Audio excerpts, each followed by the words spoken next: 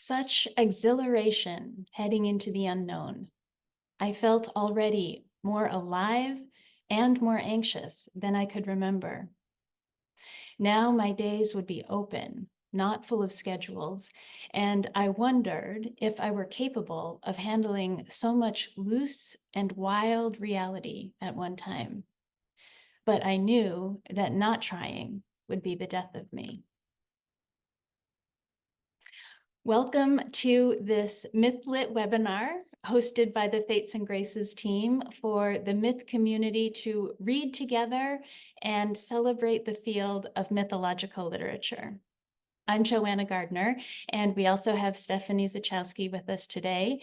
And Stephanie and I are thrilled to welcome Dennis Patrick Slattery to MythLit. Dennis has done so much for this community, and we are delighted to be able to discuss his book, A Pilgrimage Beyond Belief, Spiritual Journeys Through Christian and Buddhist Monasteries of the American West. I so enjoyed the generosity of this very spiritual book as I joined Dennis on his extraordinary pilgrimage, and I hope that you had a similar experience when you were reading the book too. Stephanie is going to drop some links into the chat as we go with more information about Dennis, including his website and I think a link to Amazon where you can buy the book. And Dennis, I would love to invite you to take the virtual microphone and say a few words of greeting before we jump into our discussion. Yes, thank you. And Joanna and Stephanie, I can't thank you enough for the invitation. It's so rare to be given a chance to speak about something that I've written in this way. So it's great gratitude to the both of you. Also, I want to thank all of you who are here live with us. Also, I want to greet all of you who will listen to this as a recording. I feel that you're as much a part of the community here on May 18th as all those who are present. So thank you. It means a great deal to me to have an interested audience on a topic that I think we all have some share in, and that is what we are called to in our life. That's what this book is about. It's about a calling. Yeah. Thank you, Dennis. We will dive more into the book and into your process in just a minute. And then we'll have time for questions from the community. So everyone, please feel free to send in questions via that Q&A button as we go. And I don't want to limit it to questions. If you have thoughts that you'd like us to discuss or reflections or any comments at all for Dennis, please feel free to put them in that Q&A button as we go, and we'll lift them up when we get to the discussion portion. But let's begin first with a chat check-in today. So open up the chat if you haven't already. And my invitation is to let us know where you're joining from. And the question for today's chat check-in is, if you could go on pilgrimage anywhere in the world today, like right now, if someone could give you a ticket, where would it be? So where you're joining from and where you would go on pilgrimage if you could go right now. I'm joining from Santa Barbara, and I had been thinking that I would pick Florence for my pilgrimage, but I'm actually thinking that today I'd go to the Scottish Highlands if someone said, here, go on a pilgrimage. So Stephanie, what about you? That was mine. Scotland on my list. Let's go together. Dennis, what about you? If you could go on another pilgrimage today, where would it be? Boy, that's a good one. You know, we were in Ireland in April, but it was for a conference. I would love to go back to Ireland without strings attached and experience the island and the Irish people without the encumbrances of a conference and responsibilities and presentations. I think I would experience a different Ireland. Yeah. Yeah, thank you. Steph, do we have any pilgrimage destinations coming in the chat? You know, what's really amazing is there's like pilgrimages planned right now Oh. in the chat. I know. Kelly, hi. Hi, everybody. By the way, it's so great to see all y'all in the chat. But yeah, Kelly's going to Switzerland for the Oh. Jung pilgrimage. Maggie, oh, she's choosing, she said will almost choose to go to Paris for any reason at all. Jaffa is leaving for a pilgrimage tomorrow to Peru. So Oh my gosh. Oh my Perfect goodness. timing. All right, and pilgrimage moment. April's on a pilgrimage right now in Italy. So and the list Wow. goes on, and we have people from all over. So welcome everybody. This is awesome. How interesting. And yeah, it's really grateful for those shares. And you know, every one of them, I got a little bit of a vicarious experience of all those places, Switzerland, Italy. So okay, so if this is a pilgrimage moment, let's welcome this pilgrimage moment, right? Yeah. Yeah, with that, you know, I feel like Dennis, let's just jump right in. So I have some questions for you. And my first question is going to be It's going to be inviting you to tell us the story of how the book came to be from the original idea up until when you first held a printed copy in your hands. But if you would like to preface that with any passages you'd like to read, or if you'd just Yeah. like to jump straight into the story, whatever this pilgrimage moment is calling you to do. Great.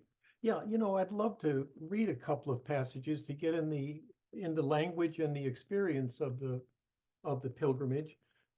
Also, just to mention, um, what an honor to follow Jody Bauer, who presented last time, and how wonderful that April at Lake Como in Italy is here with us as well. So those two I want to single out as important people that are here today.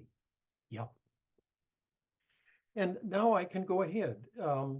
Yeah, so I, folks, I've chosen a couple of key passages that are important to me. And one of them is what even brought me to doing this in my first sabbatical in my professional life, which was given to me by Pacifica after 3 years of being there full time. And we'll talk later about how destiny happened in a bookstore in San Antonio that led me to make this sabbatical of 3.5 months. I was gone. That's the longest I've been away from Sandy since I met her in 1966. So it has a lot of implications. And with her blessing, because she carries the archetype of Penelope, both in the marriage and in always weaving me back home when I'm gone, but not for anything like the length of this. So here's what I wrote early on in the book on page 62. I kept in mind that I was on sabbatical, which is a curious word with an engaging history. I read in Wayne Muller's book, Shabbat, that Shabbat time can become our refuge from the busyness of life, which he says can be its own kind of violence. As he understands it, the practice of Shabbat or Sabbath is designed specifically to restore us a gift of time in which we allow the cares and concerns of the marketplace to fall away. Rest, here are my 5 R's: rest, refuge, restoration, renewal, retrieval. And those 5 I wrote in my journal because I journaled every day on the trip. And I used those 5 as my touchstones for how I was doing, just as a way to check in with myself. They encouraged me daily to remain focused on what a sabbatical should include as I was understanding it, because this was my first. Several days before my departure date in mid-August, this is 1998, I began to load my Ford Ranger pickup. I had installed a fiberglass lid so I could fill the entire bed with gear and necessary equipment and lock it down. What I took with me, I thought at the time, were the barest of essentials.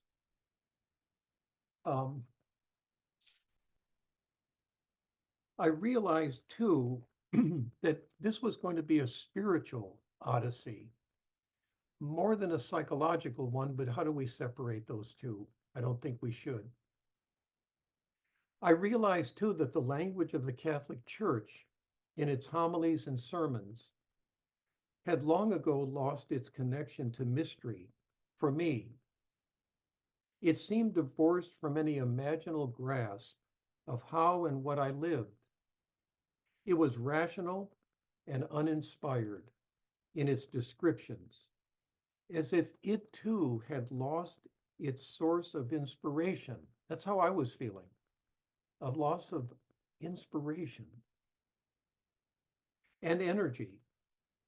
Instead, what I yearned for were the numinous shadows hidden in the light of the gospel's words. The church preached Main Street theology. By contrast, I needed the back alleys, hidden piazzas, and deserted side streets filled with puddles of a faith in crisis and confusion. The language of church doctrines was that of the garden and salvation, or order and degree, of certitude in all circumstances. My soul sought the harsh, arid climate of the desert, the space of austerity and simplicity, the movement of lizards on hot stones, the slow ingestion of a little morsel, not the manic craving of a dizzy consumer. I felt crucified by clarity, rationality, and an absence of what my soul required, a sense of awe in mystery, laced with a shaky faith. I longed to feel the sharp sting of Christ's pierced side, not the comforting glory of resurrection and immortality. Not Christ's life-infused risenness, but God's ineffable wounded darkness is what I thirsted after. Belief had become musty, even a bit moldy. It needed some dusting off, if not a thorough spring cleaning. So that was my spiritual conveyance and my spiritual household at this time.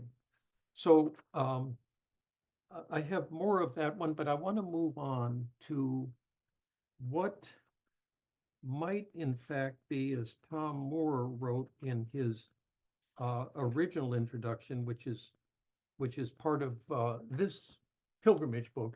He gave me permission to republish it.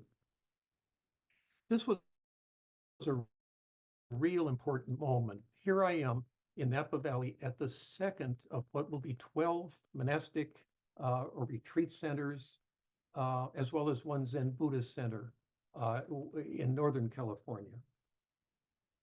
And this was a center that had been full of novitiates at one time, but they had all evaporated. So there were about 7 Irish priests who ran it and had the vineyards and would have the large crush of grapes every fall, and the whole community would show up. And that was one way of keeping solvent. But it hadn't happened yet. It was going to happen in the next week, and I was going to be gone. So here I am at the end of the day. The sun is just beginning to set. And I wrote this. After dinner, I walked out to sit by the pond and settled into the place as the light from the hot day began to soften and cool. Strangely, I felt once more, as I did at Camaldoli Hermitage, which is in Big Sur and was my first pilgrim site, the presence of my father again. I remembered his passing just 2 years ago. Was I here because of him? That question just rose up in this silence. The pattern of his life at home slowly began to take form as I listened to the comforting sound of the water fountain in the middle of the pond and watched large goldfish swimming closer to the surface. Their slow emergence into visibility paralleled my father's image rising within me. A mild man, not given to much conversation during the week and a hard worker, he would walk up to Holy Cross Church in Euclid, Ohio each morning, attend Mass, and then get on a bus and take it downtown Cleveland, where he worked for the illuminating company in personnel. But on Friday nights, he would not arrive home at the usual time, but instead would swagger in at least 2 hours late because he would stop at Locar's Tavern at the end of our street. Then would begin a second ritual pattern of behavior reserved for the weekend, of drinking himself into a rage, followed by Sunday stupor, and then an effort to sober up enough for work on Monday morning. That, in a nutshell, was the texture of our weekends during all my years of growing up, and I have 3 brothers and a sister. He led 2 lives, as most addictions demand. On the weekend, the gloves came off, and his raging alcoholism terrorized all of us until we would clear out, scattering like birds out of a startled nest. To relatives or inviting ourselves to sleep over at a friend's or wandering the streets going to a movie. Anything to avoid the turmoil and the trauma of the interior pandemonium. During the week, he was both reticent and spiritual. On the weekend, he was loud and full of spirits as he traumatized my mother, brothers, sister, and me through all of our younger years. So this is the reason for this pilgrimage, to not so much to confront. That's confrontation there has a kind of a violence around it, but to deepen my understanding of who I was by how I had become, in many ways, both good and bad, him. And then that brought up a frightening remembrance in me. How much of that had I passed off to our 2 sons, who now are ages 52 and 47? Did that become intergenerational? So this is really the heartbeat of this pilgrimage. Yeah. I think the individuation process is taking place on every page of this pilgrimage. And I don't like, Jung used the word process. I don't like it. I call it an individuation pilgrimage. And there are many, many stations of the crisis in it. And we all have our own, and many of them we share. Okay, so that's the heartbeat. Now I want to push on to this image, which is so simple in one way that I'm going to share with you now, became absolutely a profound, pivotal moment in my journey. And now I'm up in Oregon and I'm walking in a park, and I'm close to Suave Island, north of Portland, where I take a hike along the Columbia River. And so that's the setting. So now I'm going to read. As I walked, a leaf acting very forward. Oh, and I want to say too, that while all of the monasteries and the services were magnificent, I think the deeper insights came to me when I was out in the natural order. I think I was closer to the rhythms of nature, which allowed much of what I wrote to have a chance to surface. And so this is one of those moments. So a leaf, acting very forward, spiraled down and landed on my cap. It wanted a last horizontal ride before finally falling onto the bank of the river. And it's fall now, it's October, it's late September. I obliged it. Water spiders jerked along the slick, calm liquid surface as the Columbia River, deep and silent as God's presence in the stream of my own life, flowed without a ripple. We are each given a certain amount of time on this earth, and so my own temporality became a large issue. And now, as I wink at 80, it's gained some momentum. But at this stage, my own time on the earth started to ask to be questioned. We are each given a certain amount of time on this earth. We can spend that time taking or giving or combining the two. To give of one's time or person to another is one of the great gifts a person can bestow. Perhaps I must take the time to give it. Now you're hearing the words give and take, and I've skipped over this magnificent essay by Brother Steindl-Rast on the give and take of life. And so I'm carrying that vocabulary in me as I'm walking, and then as I wrote this. Leaves that had fallen into the water floated along the top, while each shadow followed and mirrored in shadowy similitude its twin, floating along the shallow water close to shore. Dead logs and branches lined the muddy bottom. Leaves quietly hosted the sun, palms gently facing out. A leaf bobbed and weaved its meandering descent into the river. Sounds began to increase under the thick bushes to my left.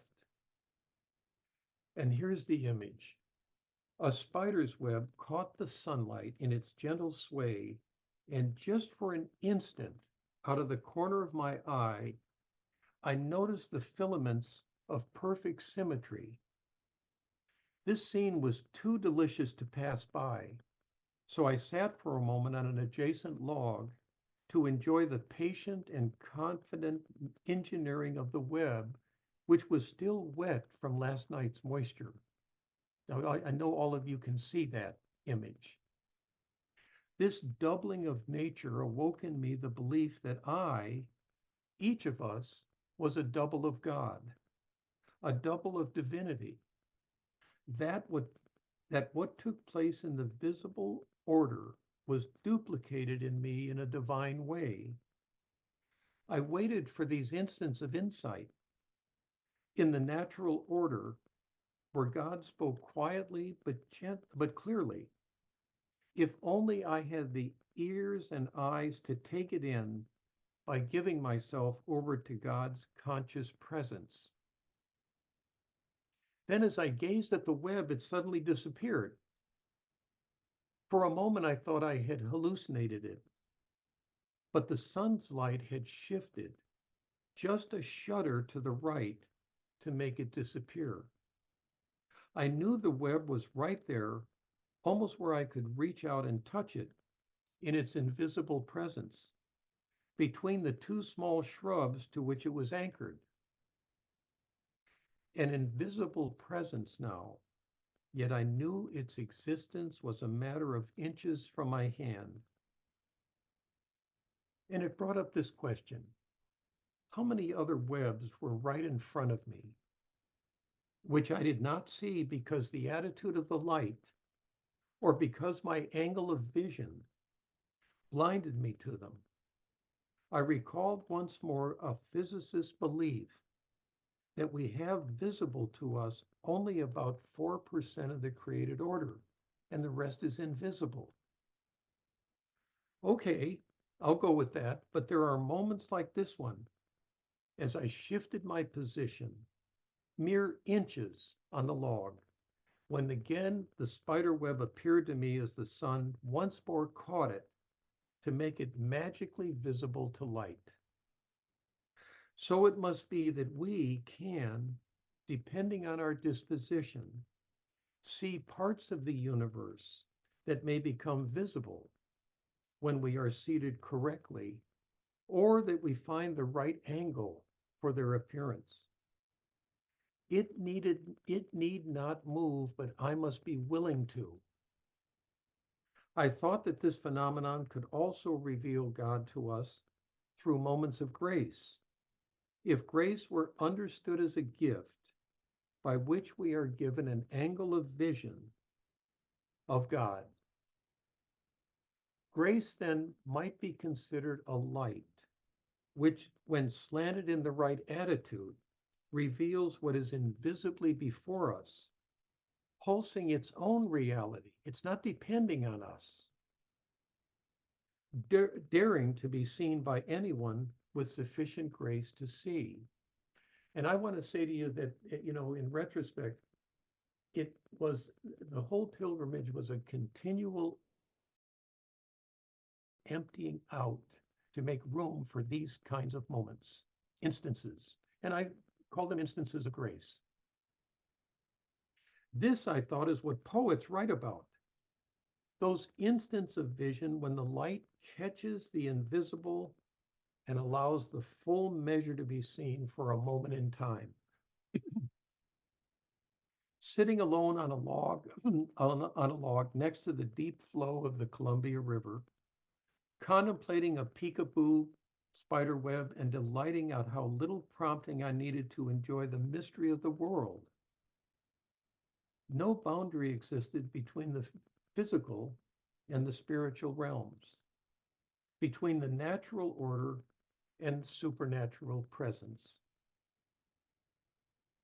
between the world's tangible body and its invisible gracefulness, even between time and eternity. It was an instant of grace freely given and gratefully taken. I found myself in the thick of the give and take of creation. All the low points, the loneliness, the feelings of depression, sadness and grief, emptiness, loss, wanting to head home, evaporated in the face of this spider web, which had once more playfully disappeared. Its ability to remain on the margin between visibility and invisibility was its strength, as the eyes of the insects it wanted to ensnare were so multifaceted and keen that only a web that could disappear could ever snag them. This web's presence, when perceived, was akin to the effects true praying and authentic poetry had on the senses.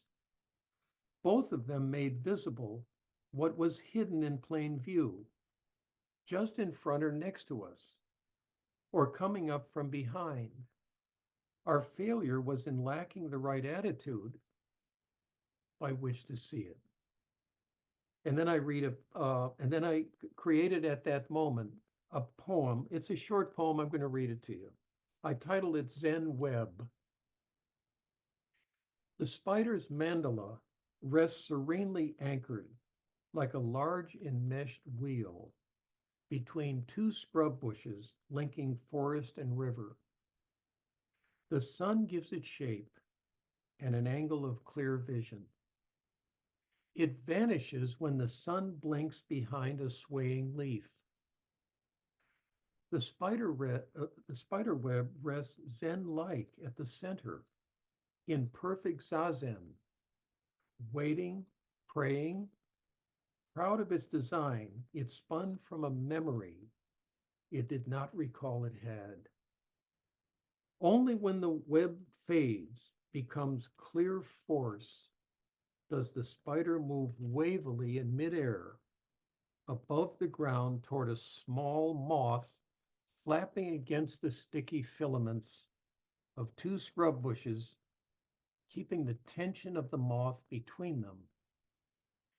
Bow slightly towards one another. Buddhists of the forest embrace the flame of death. And then I have one other passage that's very close here. Yeah, it's right here. So let me maybe end. Yeah, let me end with reading with this one. Because this connection between poetry and prayer really started to loom up in ways that I had never fathomed before. I love this intimate connection between participants and between poetry and prayer, because I had entered a gathering of Lectio Divina practicing with one of the sisters who orchestrated the monastery that I was staying at. It was all women, run by women, and all of the services were by women. And so in Lectio Divina, as you know, you listen to something read, and then you wait for a word or an image to just attract you. And you think about it for 5 minutes of writing, and then we come together and we share. So this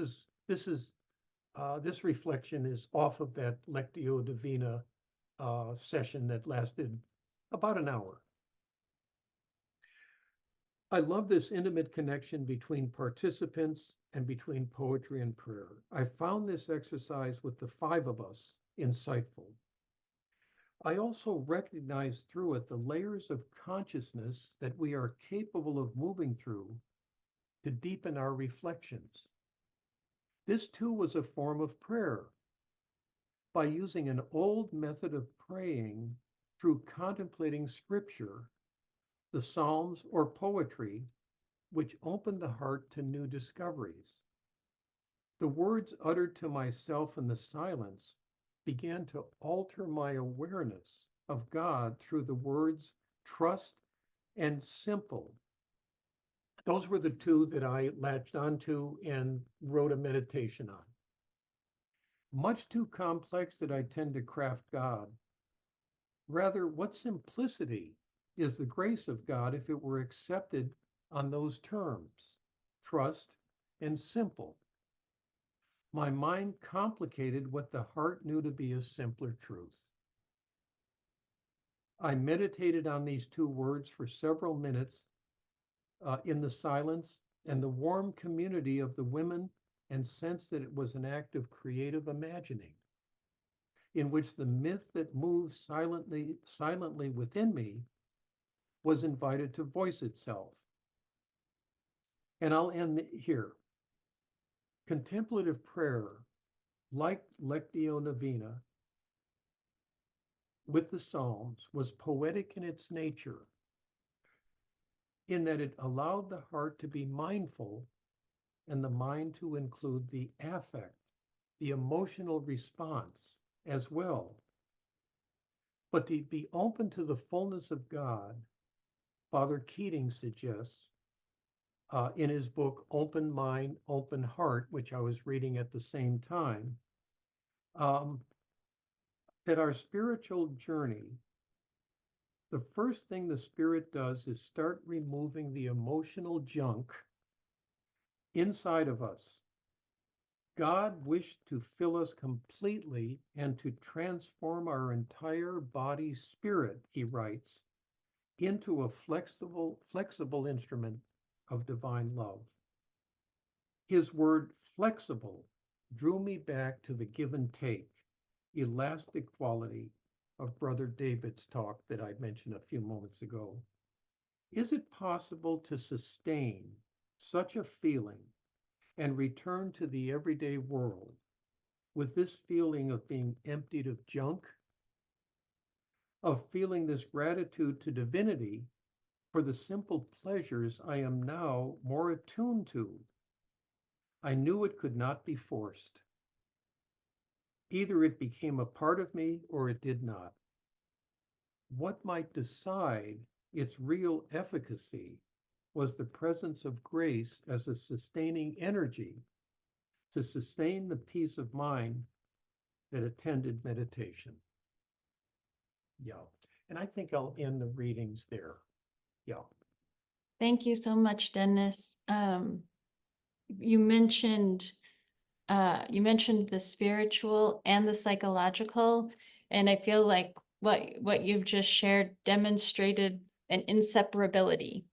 And I feel like that goes to the connection between poetry and prayer too, right? Like prayer brings in the spiritual, poetry brings in the soul, and they combine in ways that makes it impossible to imagine separating them, I feel like, especially in what you just shared. So thank you so Yeah. much for that.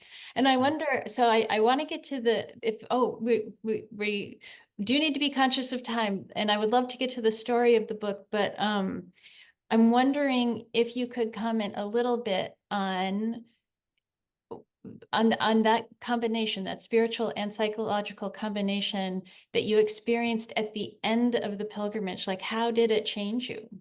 If you had to distill it down into just, something shorter than a book.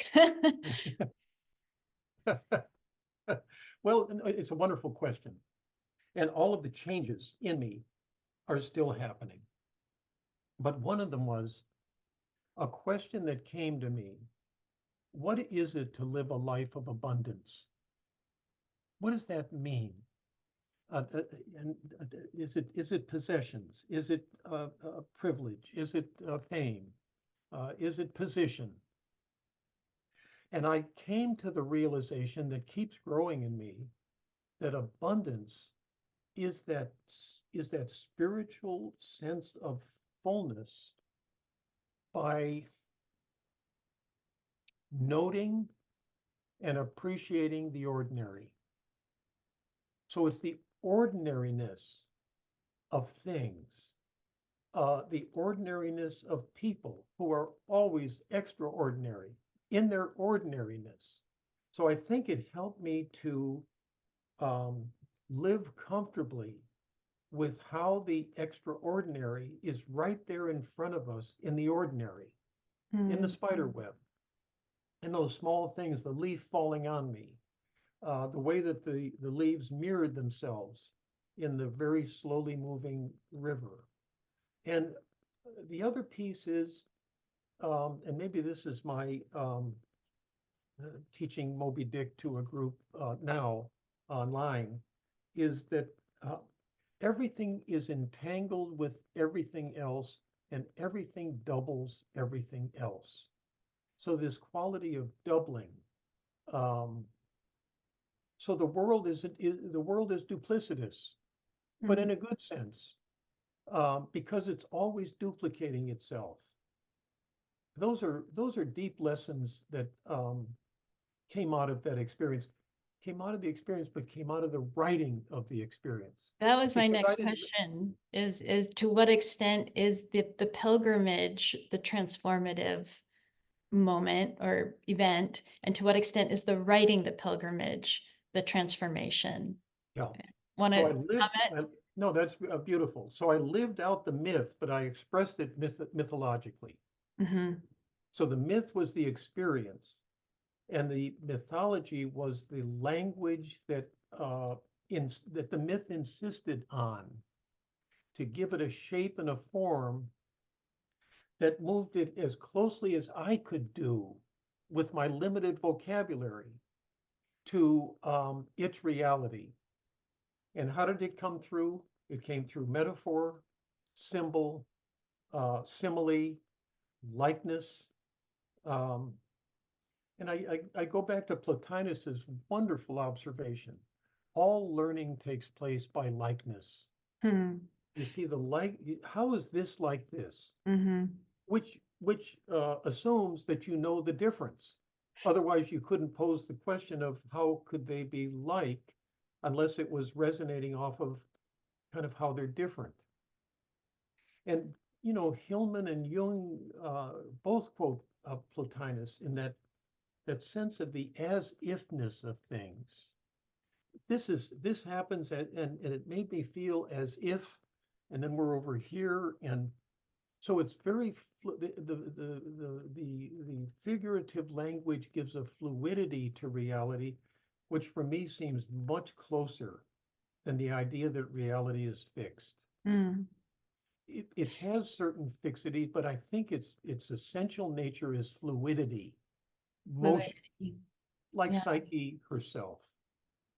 Yeah. And so, okay, so some keywords that I'm noticing, ding, Yeah. abundance, fluidity, right? And so just to get super, you kind of like, workshoppy a little bit, you were journaling all the way through Yeah. the journey, Yes. journaling the journey. But then you wrote the book after. Is Yes. that correct? Or were you working on a manuscript per se while you were on pilgrimage? Wonderful. I had no desire to make my notes a book. None. That's interesting. So how did that Until, happen? But and yeah. and let's do this and then we'll go to the Q&A. So everyone put questions and comments in the Q&A. Go ahead, No, Dennis. no, it's great. So um, when I came home and stepped back into the Pacifica world, uh, I was talking to a colleague, friend, not in the Myth program. He taught in another program.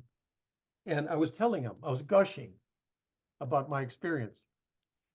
And he looked at me stone-faced and he said, "Have you thought at all about making this into a book?" And I said, "No, I haven't, but I'm intrigued by the idea." And then he said, "Then stop talking about it." And it was like a slap in the face, and he was exactly right. I was oozing out the book, and it was losing its energy. I was so energized by the 3.5 months away, and I like and respect this professor, and so I was just kind of intimately talking to him, and then he proposed as a question, and if you're going to write a book, stop leaking out the stories, That's and very that helped me. wise.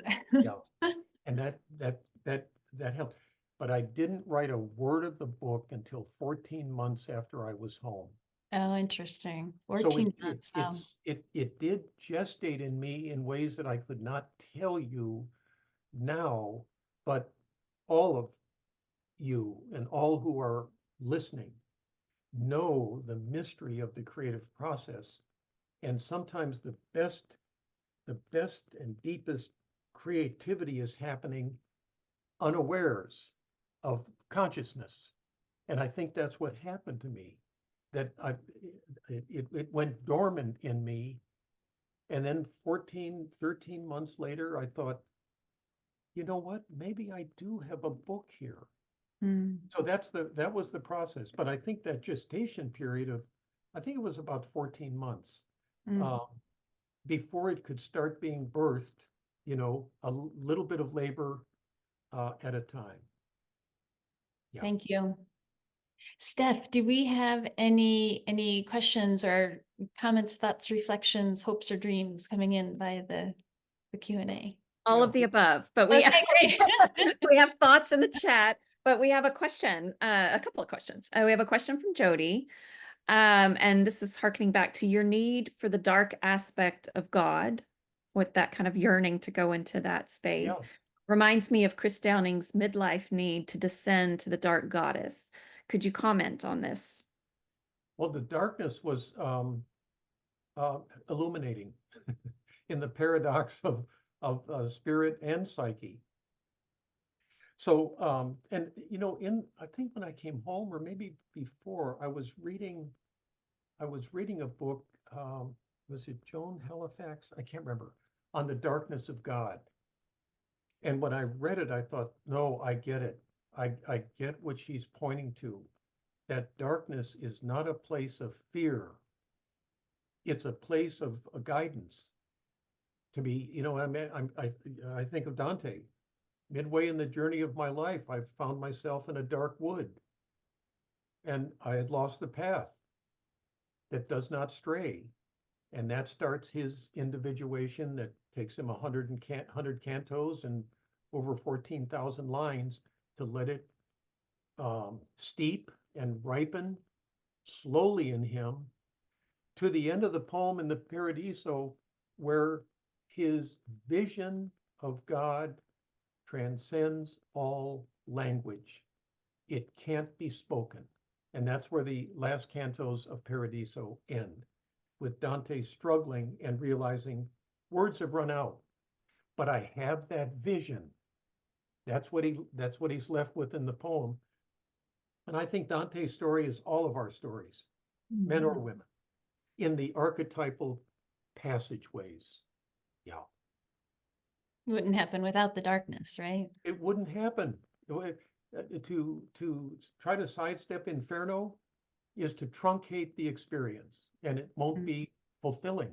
Mm-hmm. And also it won't be complete. Yeah. Yeah. It's such To an start in the interesting, darkness. well, and a distinction between sometimes, you're captured by that and taken unwillingly. But in your pilgrimage, I mean, you were getting away from the busyness and all of that, but it's interesting. You weren't going away to rest, you were going away seeking, And I asking. didn't know that. Yeah. You're exactly right, Stephanie. And I didn't know that. I didn't know that this was a quest. I thought it was a break. And that's how life works. Surprise! Gee, what happened on that vacation? What vacation? And I wouldn't trade it for anything because I wouldn't be who I am today. Mm. No, I wouldn't be who I am today. Yeah. Lovely, lovely. So yes, Jody follows up a couple things. I think I'm trying to say that our souls need that.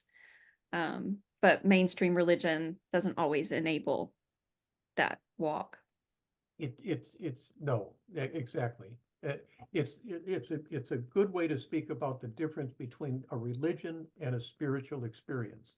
Mhm. In the best of worlds, they merge, they connect, but more and more, it feels its language, as I mentioned earlier, it seems worn out. The words are worn out, and they ought to be given a break. Don't let's not use the words for 3 years. Take a vow of silence for a moment. A vow of silence. Well, that part, Stephanie, that you just mentioned, silence was such a gift. Yeah. Silence has always kind of frightened me. One of the hardest things I've found as a teacher is to pose something to students and then keep my mouth shut. Because after 10 seconds, I want to answer it for them. And that I've worked on year in and year out. Next one that blinks loses.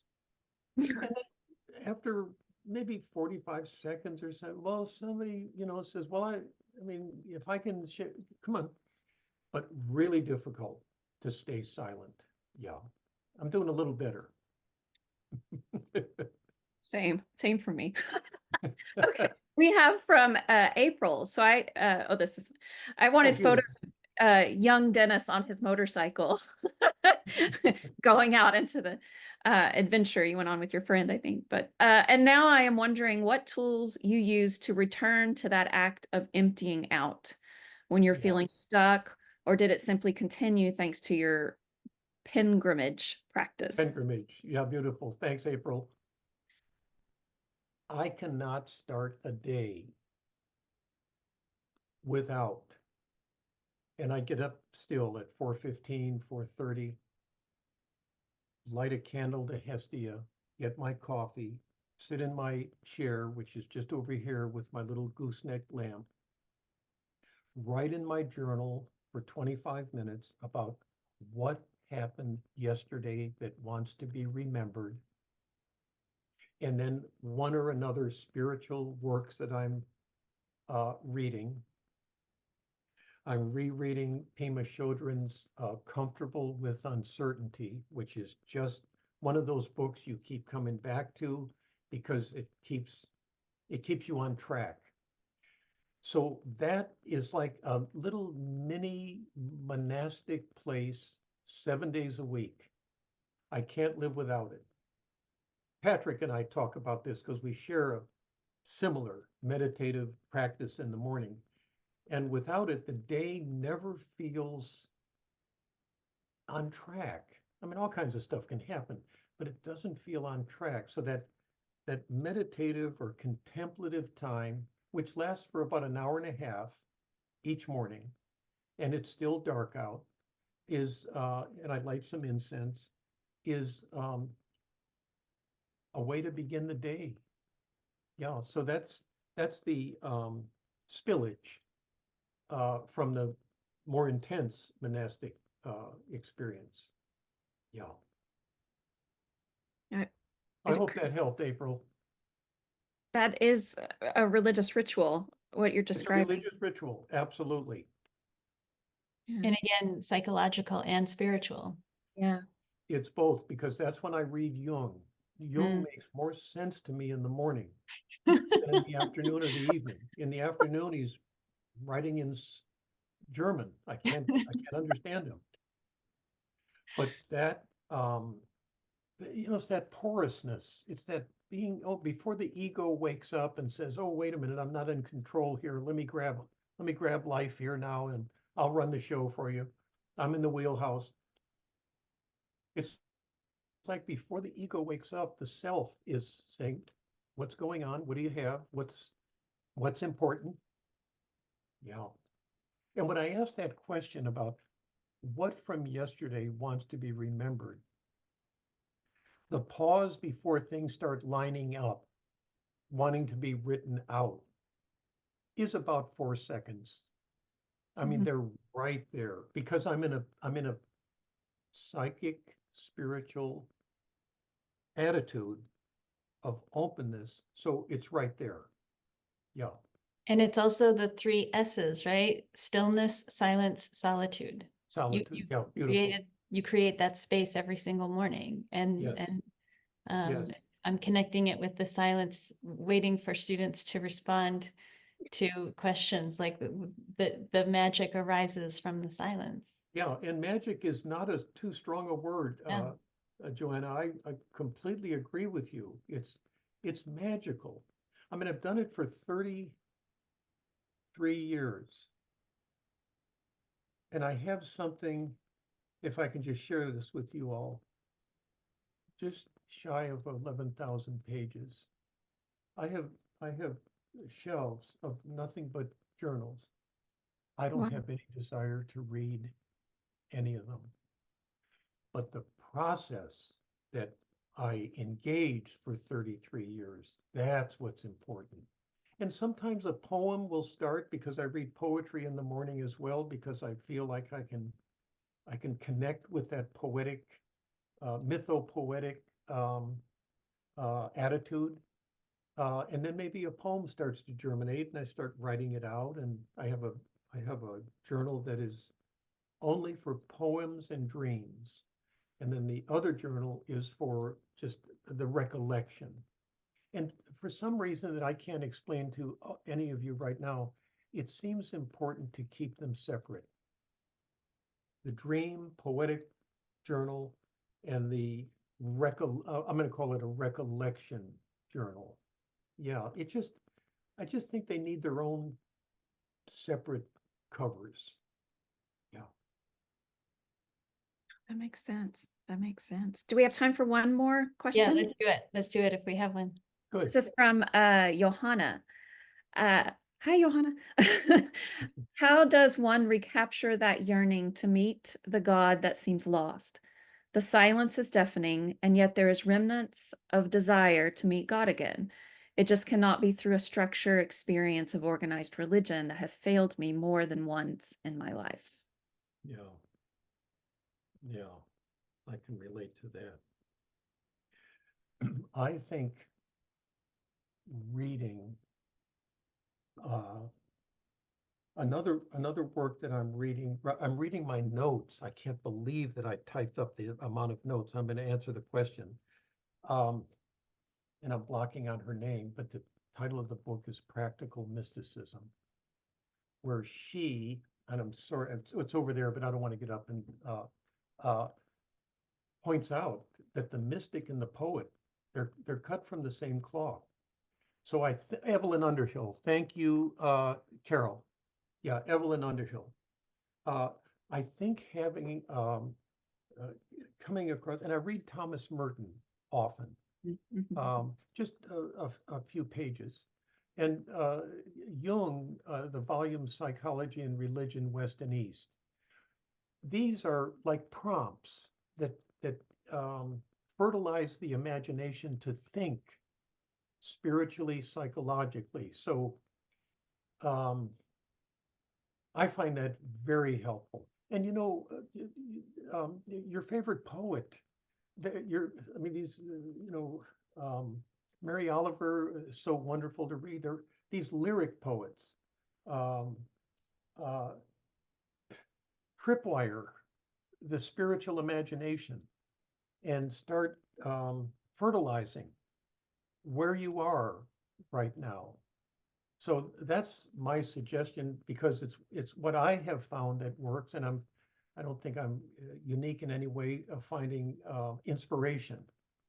Yeah, to be inspirited by a good poet is just such a rich experience. So that is the perfect segue into, Steph, would you share the slide again? And to wrap up this conversation, we'd love to bring another poem into the space. This one that Dennis wrote in the book. You can find this on page 186 in the book. And so, Dennis, would you do us the honor of reading us this poem? Yeah, I'd love to. Silver Falls State Park. The ancient mossy forest between great noble firs, the white splashed sunlight on the maidenhead ferns, so still in glorious presence, asks me to pray.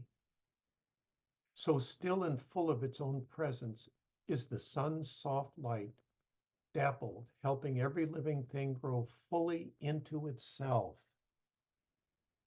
The dark shadows become more of who they are in the late morning light. Green, white darkness, the life of new ferns gathering around the husky carcasses of fallen trees. Death as a form of growth imagines life, its half-sister. Life is promised and delivered in the still fullness of decay. Around a rotting old stump of fir, the roots gain and rise from the trunk's soft pulp, insisting skyward, gathering their energies to form a new tree, supported by old growth that feeds its rising, like a persistent memory, an old habit, an aroma that opens a world forgotten, to find its place in the sun 100 feet from death's delicious smell. Geez, that's not bad. I hadn't read that in a long time. That's It's okay. That's got some good images. Thank you so much, Dennis. And A pleasure. everyone, if there's a word or a phrase from this poem that is resonating especially from you, I would love to invite you to type it into the chat, and just so we can all experience what it is that's resonating the most for you. And let's hear some applause in the chat for Dennis and for everything he shared today, and for everything he shared in this amazing book. And Dennis, I wasn't kidding when I said you've done so much for the myth community, and please accept our gratitude. Thank you. Thank you for being here. So Steph, let's go on to the next slide. This is where you can find out some more about Dennis's work. His website is dennispatrickslattery.com. Pilgrimage is on Amazon, and it would be great to get more reviews on this book. Reviews, like we said last time with Jody's webinar, reviews are so helpful for getting these ideas in front of more people. So the invitation is to go onto Amazon and type a review or just select some stars. That's all you have to do. You don't even have to type anything. Oh. And Steph, could we go to the next slide? We'd also love to invite everyone to join us in sending a super special thank you to our patrons. The Fates and Graces patrons make this possible. They make these webinars possible, and they make it so that they can be free. And all our patrons who support us are invited to quarterly Zoom calls where at the solstices and equinoxes, where we just get together and we share what we've been reading, what we're working on, just kind of have an informal check-in. So thank you so much to the patrons from us and from the whole community for making this possible. Yes. And so if you wanted to join, sorry, that what was that URL, Steph? Patreon dot something, patreon.com/join/. I put it in the chat too. Okay, cool. Thank you. Thank you. And yeah, so our next webinar will be next month, June 22nd, with Patrick Mahaffey and his amazing book, Integrative Spirituality. You can register at fatesandgraces.com/webinars. And that is just about it for today. We hope to see you next month. Dennis, are there any final words in parting that you would like to share? Yes, it went way too fast. It seems like we just got started. So I We mean, it did. was just a delight, just an absolute delight. Thank you. Well, thank you so much for being here. And And we'll Pat- leave the chat open so that everyone can keep talking for a few minutes in the chat. We'll Good. go off our camera and let the blessed silence rise up, but the chat will stay open for a few minutes. So thank you so much, Dennis. Thank you, Steph. Thank you everyone for coming. And yeah, come join us again next month. We'll be talking to Patrick. Thanks so much. Yes. Yep. See ya. Thanks again. Bye-bye. Thank Bye, you. everyone. Bye.